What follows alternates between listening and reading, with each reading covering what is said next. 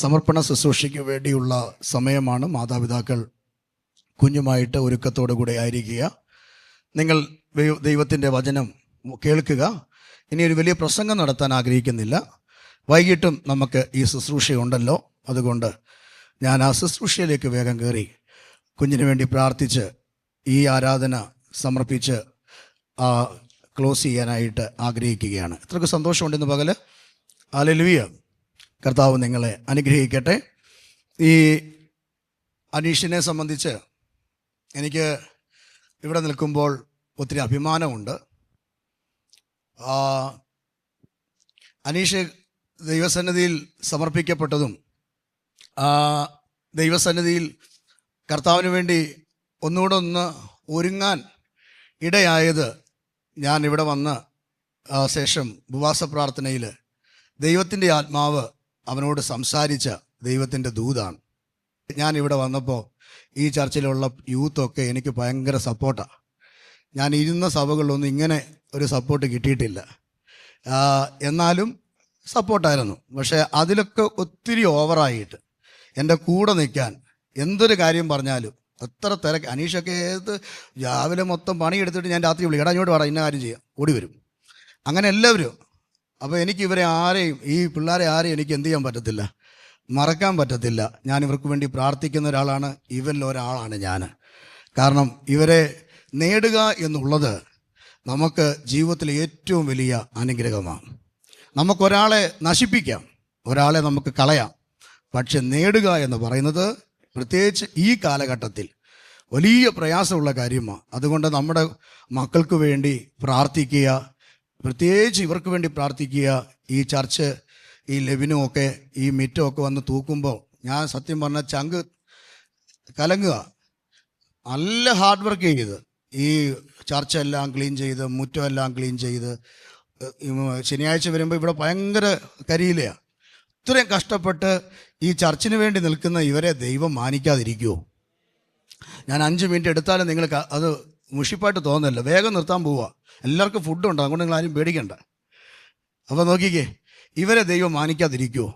ദൈവം ഇവരെ ഉന്നതകളിൽ കർത്താവ് കൊണ്ടുവരും. ആലയത്തിൽ ദൈവത്തിന് വേണ്ടി ഒരു ഇട്ടിട്ടുണ്ടെങ്കിൽ സ്തോത്രം. നമ്മുടെ ഡോക്ടറൊക്കെ ഇന്ന് ഈ അനുഗ്രഹം അനുഭവിക്കുന്നതിൻ്റെ അർത്ഥം എന്തുവാ? ഡോക്ടർ ആയതുകൊണ്ടാണോ? അല്ല, തൻ്റെ പിതാവ് വില കൊടുത്തതുകൊണ്ടാണ്, ദൈവത്തിന് വേണ്ടി നിന്നതുകൊണ്ടാണ്. അങ്ങനെയാണെങ്കിൽ ഈ മക്കൾ ദൈവത്തിന് വേണ്ടി വില കൊടുത്താൽ അവരെയും അവരുടെ കുടുംബത്തെയും വരാൻ പോകുന്ന കുടുംബമൊക്കെ ദൈവത്താൽ എന്തു ചെയ്യും? കുശുമ്പില്ലെങ്കിൽ സ്തോത്രം പറഞ്ഞാൽ സ്തോത്രം. തീർച്ചയായും ഈ മക്കളെ ദൈവം അനുഗ്രഹിക്കട്ടെ എന്ന ദൈവസന്നിധിയിൽ ഞാൻ പ്രാർത്ഥിക്കുകയാണ്. എൻ്റെ എല്ലാ പ്രാർത്ഥനയിലും ഇവരെൻ്റെ കൂടെയുണ്ട്. തീർച്ചയായും ഞാൻ അവർക്ക് വേണ്ടി പ്രാർത്ഥിക്കുന്നു. അനീഷിനെയും കുടുംബത്തെയും ദൈവം അനുഗ്രഹിക്കട്ടെ. ആ വാക്യം ഒന്ന് വായിച്ചു വിട്ടെ.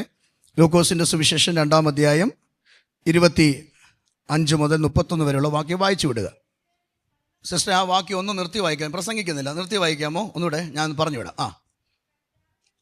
അല്ല, ആദ്യം മുതൽ 22. യെരുശലേമിൽ ശിമയോൻ എന്ന് പറയുന്ന ഒരു മനുഷ്യനുണ്ടായിരുന്നു. ആരായിരുന്നു മനുഷ്യൻ്റെ പേരെന്താ? ശിമയോൻ. അടുത്തത്, ഈ മനുഷ്യൻ ആരായിരുന്നു? നീതിമാനായിരുന്നു. സിസ്റ്റർ വായിക്കട്ടെ, നിങ്ങൾ എന്നെ ശ്രദ്ധിച്ചേ. ഈ മനുഷ്യൻ ആരായിരുന്നു? തൻ്റെ ക്വാളിറ്റി ആരായിരുന്നു? നീതിമാനായിരുന്നു. അടുത്തത്, ഇസ്രായേലിൻ്റെ ആശ്വാസത്തിനായി, നോക്കിയേ, നീതിമാനായിരുന്നു, ഇസ്രായേലിൻ്റെ ആശ്വാസത്തിനായി കാത്തിരിക്കുന്നവനായിരുന്നു. അടുത്തത്, മൂന്നാമത്തെ ഒരു പ്രത്യേകത, അവൻ എന്തോ ഉണ്ട്? പരിശുദ്ധാത്മാവുള്ളവനെ കണ്ടാ അറിയാം. ഒരാമയം പറഞ്ഞ് എന്തോ ഉണ്ട്? അവന് പരിശുദ്ധാത്മാവുണ്ട്. അപ്പം 3 കാര്യങ്ങളാണ്. ഒന്ന്, നീതിമാനാണ്, ഇസ്രായേലിൻ്റെ ആശ്വാസത്തിനായി കാത്തിരുന്നവരാണ്. കാരണം ഇസ്രായേൽ പല ഭാഗത്തേക്ക് ചിതറിപ്പോയില്ലേ, അതിനായി കാത്തിരുന്നവരാണ്. അടുത്തത്, പരിശുദ്ധാത്മാവ് ഉള്ളവനായിരുന്നു. അടുത്തത് വായിച്ചു. കർത്താവിൻ്റെ ക്രിസ്തുവിനെ കാണും മുമ്പേ മരണം കാണുകയില്ല എന്ന് പരിശുദ്ധാത്മാവിനാൽ അവൻ എന്തോ കിട്ടി. അപ്പോൾ പരിശുദ്ധാത്മാവ് ഉള്ളവൻ എന്തോ ഉണ്ട്? ഒന്നുറക്കെ പറഞ്ഞേ, അരുളപ്പാടുണ്ട്. അടുത്തത്, എന്നാൽ ഈ ശിമയോൻ എന്ത് ചെയ്യുന്നത്? ആത്മനിയോഗത്താൽ ദേവാലയത്തിൽ ചെന്ന് യേശു എന്ന പൈതലിനു വേണ്ടി ന്യായപ്രമാണത്തിന്റെ ചട്ടപ്രകാരം ആ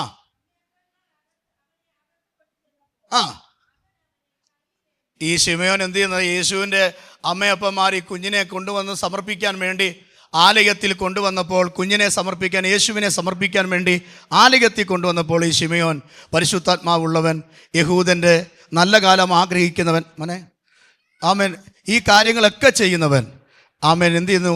യേശുവിൻ്റെ അമ്മയും യേശുവിൻ്റെ ആമേൻ വളർത്തച്ഛനായിരിക്കുന്ന ജോസഫും കൂടെ ഈ കുഞ്ഞിനെ, കൈക്കുഞ്ഞിനെ ശിമയോൻ്റെ അടുക്കൽ ആലയത്തിൽ കൊണ്ടുവന്നപ്പോൾ ശിമയോൻ ആ കുഞ്ഞിനെ എന്ത് ചെയ്തു?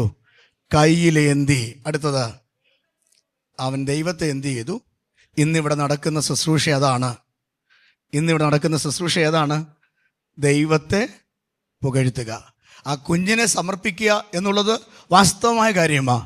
പക്ഷേ അവർക്ക്, അനീഷിന്, രാജിക്ക് ദൈവം കൊടുത്ത കുഞ്ഞ്, ആ കുഞ്ഞിനെ കർത്താവിൻ്റെ കയ്യിൽ സമർപ്പിച്ചിട്ട് ദൈവത്തിന് നന്ദി പറയുക എന്നുള്ളതാണ്.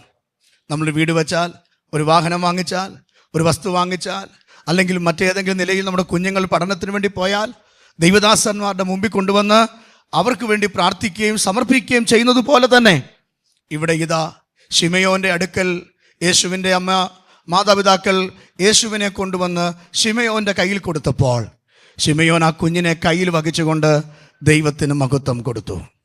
ഇന്ന് രാവിലെ ടാബർനാക്കൽ ചർച്ചിനകത്ത് കൂടിയിരിക്കുന്ന എൻ്റെ പ്രിയപ്പെട്ട സഹോദരങ്ങളെ, ഇവിടെ നിന്നുകൊണ്ടൊരു പ്രസംഗം പ്രസംഗിക്കണമെന്ന് എനിക്ക് ആഗ്രഹമുണ്ട്. പക്ഷേ സമയത്തിൻ്റെ പരിമിതി മൂലം വൈകിട്ട് പല കാര്യങ്ങളും നടക്കുന്നത് കൊണ്ട് നമുക്ക് ശുശ്രൂഷയിലേക്ക് കയറാം. ദൈവത്തിന് മഹത്വം കൊടുക്കേണ്ട സമയം. ദൈവം നമുക്ക് എന്ത് തന്നാലും, നമുക്ക് ഏത് അനുഗ്രഹങ്ങൾ നമ്മൾ അനുഭവിക്കേണ്ടി വന്നാലും അത് ദൈവത്തിന് മാത്രം മഹത്വം കൊടുക്കണം. മഹത്വത്തിൻ്റെ യോഗ്യൻ ആരാണ്? യേശു കർത്താവാണ്. യേശു മഹത്വത്തിൻ്റെ, ഇന്നലെ ഞാൻ ഓർപ്പിച്ചതുപോലെ, യേശു മഹത്വത്തിൻ്റെ, ആമേൻ ഹല്ലേലൂയ, അവകാശിയാണ്. ഒന്നുകൂടെ പറഞ്ഞാൽ മഹത്വത്തിൻ്റെ കൊതിയനാണ് യേശു. ഞാൻ പറഞ്ഞു, ഇന്നലെയാണെന്ന് തോന്നുന്നു, അതോ മിനിഞ്ഞാന്നാണോ, നമ്മളിൽ ദൈവം മഹത്വം ആഗ്രഹിക്കുമ്പോൾ നമ്മളെ ചിലപ്പോൾ കൊന്നിട്ടായാലും ദൈവമഹത്വം ആർക്കും എന്ത് ചെയ്യത്തില്ല? വിട്ടുകൊടുക്കത്തില്ല. കാരണം മഹത്വത്തിന് യോഗ്യൻ യേശു മാത്രമാണ്. ആ കുഞ്ഞിനെ ദൈവസന്നിധി സമർപ്പിക്കുമ്പോൾ മഹത്വവാനായ ദൈവം ആ കുഞ്ഞിനെ, ശിമയോൻ യേശുവിനെ കയ്യിലെടുത്ത് പ്രാർത്ഥിച്ചതുപോലെ, ഞാൻ ആ കുഞ്ഞിനെ കയ്യിൽ വഹിച്ചു പ്രാർത്ഥിക്കുമ്പോൾ പരിശുദ്ധാത്മാവ് യേശുവിൻ്റെ മേൽ വന്നതുപോലെ ആ കുഞ്ഞിൻ്റെ മേൽ പരിശുദ്ധാത്മാവ് നിൽക്കുകയാണ്. ഇന്നു മുതൽ അവനെ നയിക്കുന്നത് പരിശുദ്ധാത്മാവാണ്.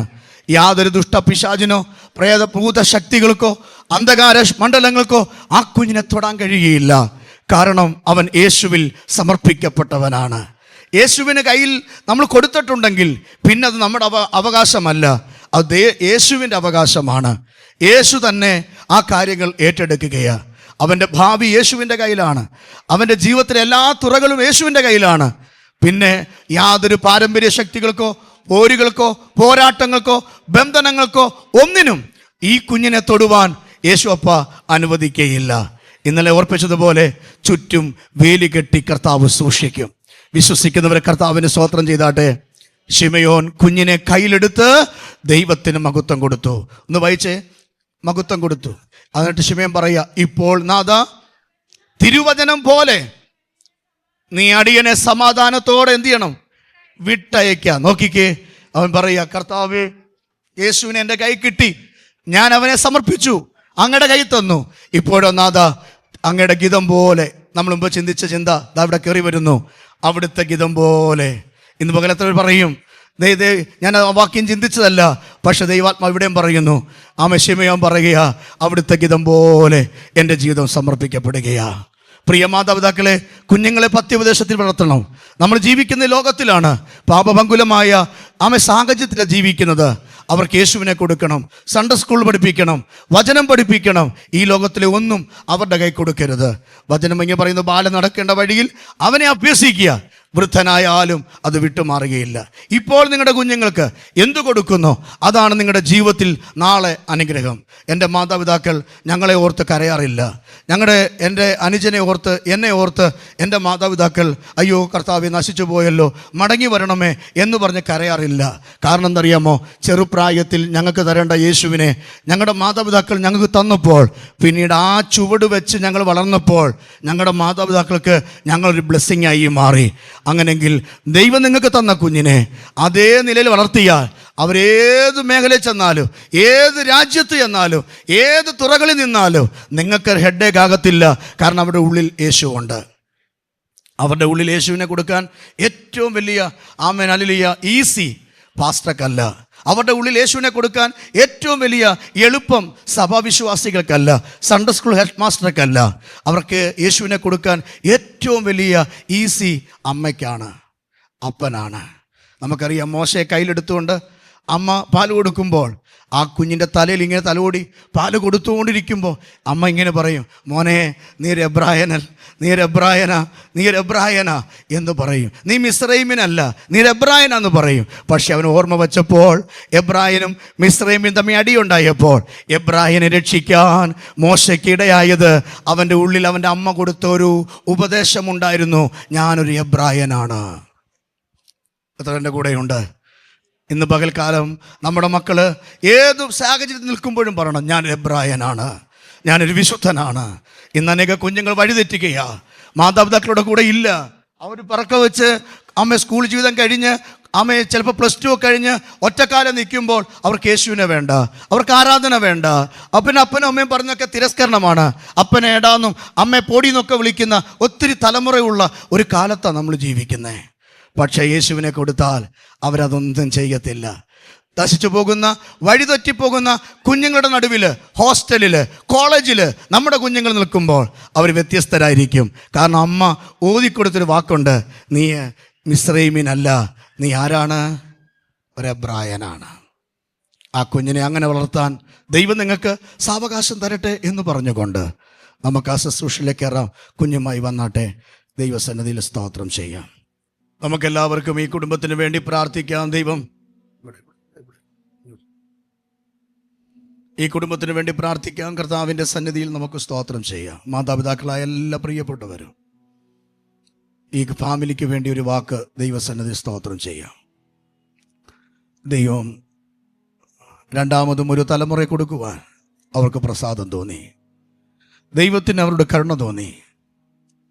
അവരുടെ കുടുംബജീവിതത്തിൽ ദൈവം ഒരു തലമുറയെ കൊടുത്തു. ഈ കുഞ്ഞിനെ പത്യോപദേശത്തിൽ വളർത്തണമെന്നും ദൈവവചനത്തിൻ്റെ യഥേഷ്ടം കാഴ്ചപ്പാടോടുകൂടെ ഒരാത്മീകനായി വളർത്തണമെന്നും മാതാപിതാക്കൾക്ക് ആമേൻ ആഗ്രഹം തോന്നി. അവർ ദൈവസന്നിധിയിൽ സമർപ്പിച്ചു. ഇന്ന് ആലയത്തിൽ കൊണ്ടുവന്ന യേശു കുഞ്ഞിനെ പോലെ ഈ കുഞ്ഞുമായി മാതാപിതാക്കൾ നമ്മുടെ ആലയത്തിൽ വന്നിരിക്കുകയാണ്. ഞാൻ കൈവച്ച് പ്രാർത്ഥിക്കുമ്പോൾ ഈ കുഞ്ഞിന് നല്ല ആരോഗ്യം, നല്ല വളർച്ച, നല്ല നേട്ടങ്ങൾ, നല്ല ഉയർച്ചകൾ, അപ്പോൾ തന്നെ അതിന് ഉപരിയായി ദൈവകൃപ കൊണ്ട് ഈ കുഞ്ഞ് അനുഗ്രഹിക്കപ്പെടാൻ ഒരുമിച്ച് എല്ലാവരും ഒന്ന് പ്രാർത്ഥിക്കുക. ജീസസ്, ഞങ്ങളുടെ നല്ല കർത്താവേ, സ്വർഗീയ പിതാവേ, ഇന്ന് രാവിലെ ഞങ്ങൾ സഭയായി ദൈവസന്നിധി കടന്നു വരുന്നു. ഞങ്ങളുടെ വാത്സല്യ സഹോദരൻ അനീഷിനും വാത്സല്യ സഹോദരി കർത്താവെ രാജിക്കും അവരുടെ കുടുംബജീവിതത്തിൽ നിങ്ങൾ സന്താനപുഷ്ടിയുള്ളവരാകുവീൻ എന്ന് പറഞ്ഞ് കർത്താവ് കൊടുത്ത വാഗ്ദത്ത പ്രകാരം ദൈവം കൊടുത്ത രണ്ടാമത്തെ കുഞ്ഞിനെ ഞാൻ കർത്താവിൻ്റെ കരങ്ങളിൽ തരികയാണ്. അങ്ങയുടെ സന്നിധിയിൽ ഞാൻ സമർപ്പിക്കുകയാണ്. പിതാവേ, ഈ കുഞ്ഞ് അനുഗ്രഹിക്കപ്പെടട്ടെ. ദൈവകൃപ കൊണ്ടും ദൈവശക്തി കൊണ്ടും ആലോചന കൊണ്ടും ഈ കുഞ്ഞ് നിറയട്ടെ.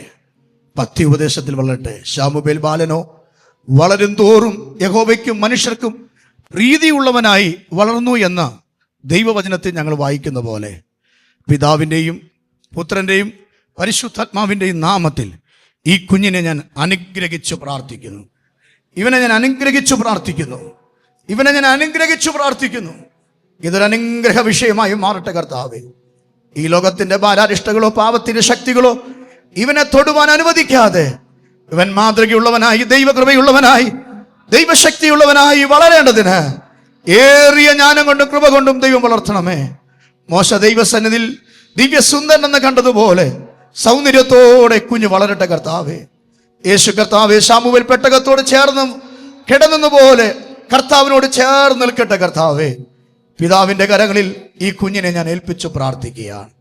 പിതാവിന്റെയും പുത്രന്റെയും പരിശുദ്ധാത്മാവിന്റെ നാമത്തിൽ ഈ കുഞ്ഞ് ഇന്നു മുതൽ ആമേൻ ഗബ്രിയേൽ കെ അനീഷ് എന്ന് അറിയപ്പെടും. ആമേൻ, ആമേൻ. ഞാനും എൻ്റെ കുടുംബവും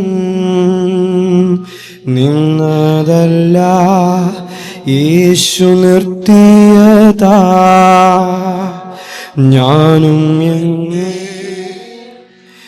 കുടുംബവും നിന്നതല്ല, യേശു നിർത്തിയതാ. താളടിയാ പോയിടാതെ താങ്ങി എന്നെ തൻ ഭുജത്താ. ഓർത്തിടുമ്പോ അത്ഭുതമേ, സ്തോത്രമല്ല അതൊന്നുമില്ലേ. ഓർത്തിടുമ്പോ അത്ഭുതമേ, സ്തോത്രമല്ല അതൊന്നുമില്ലേ. ഓർത്തിടുമ്പോൾ അത്ഭുതമേ, സ്തോത്രമല്ല അതൊന്നുമില്ലേ. ഹല്ലേലൂയാ,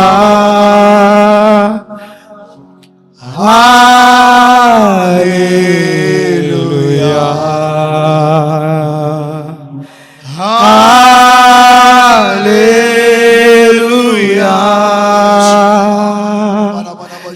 ഹല്ലേലൂയാ.